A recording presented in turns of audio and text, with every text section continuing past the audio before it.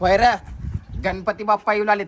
इज्जतीत आणि शिस्तीत राहा, नाहीतर ती अपरिचित मध्ये कसं प्रत्येक पापाला वेगवेगळी सजा देते का नाही, तशा सजा लिहून ठेवला बरं का. मंडळात जर नुसत्या पुरी बघायला येऊ लागलास तर दोन्ही पायाच्या मेचक्यामध्ये लोखंडाचा रॉड टाकण्यात येईल.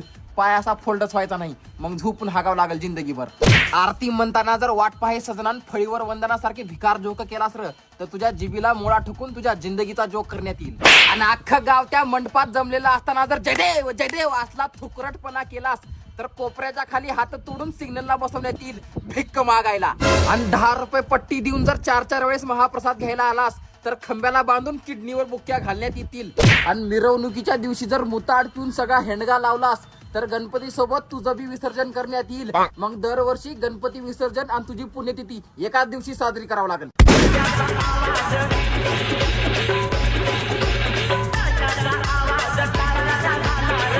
आवाज